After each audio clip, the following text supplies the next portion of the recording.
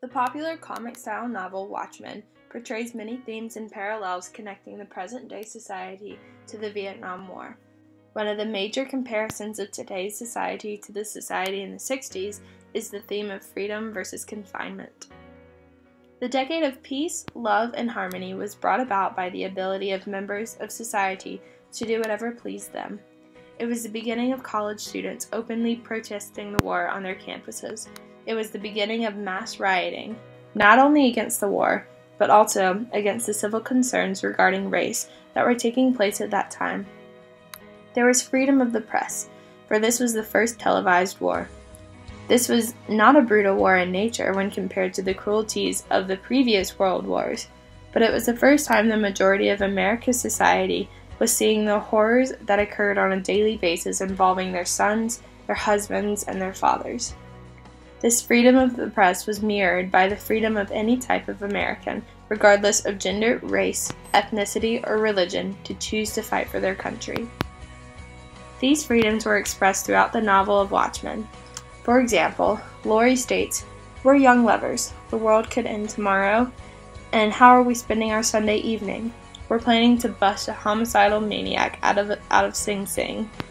She is laughing at the irony of their freedoms, which had not been expressed specifically by their society in previous decades. Dr. Manhattan had so much freedom that when he got fed up with everything going on in his life, he said, "I'm leaving this galaxy for one less complicated," and then literally left the planet Earth and went to sit alone in isolation on another planet. While this is considered the decade of freedoms, there were still areas of confinement prevalent throughout society that were mirrored in Watchmen. Even though one could choose whether or not he wants to go fight for his country, there was still a draft in which male citizens would be forced to join the military and go fight for his country. Also, there was constantly the threat, once in Vietnam, of being captured and becoming a prisoner of war. These prisoners were not treated well, and they represented some of the utmost confinement seen during the 60s. These feelings of confinement were shown throughout Watchmen by most of the characters. Even though Laurie had earlier expressed how free she felt, she mentions how she feels so cooped up sometimes and how she just needs a night out. She's recognizing she has the freedom to go out but still feels so confined that she stays at home and doesn't capitalize on the opportunity. She also mentions that she's being a kept woman for the military's secret weapon and how she should be given some kind of compensation every once in a while. Dr. Long assures his wife that Rorschach is under heavy guard and is no threat to anyone in the surrounding areas.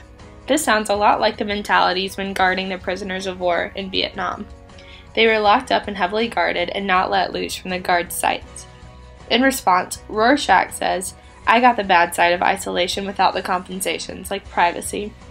He's making a strong allusion to the mindsets of the prisoners of war captured during the Vietnam War.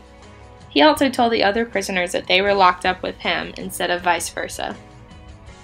Lastly, Rorschach is told that he is alone in the Valley of the Shadow, which is an obvious reference to the Bible.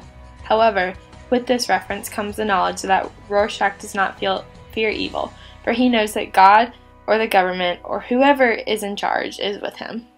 This knowledge leads back into the sensing of freedom.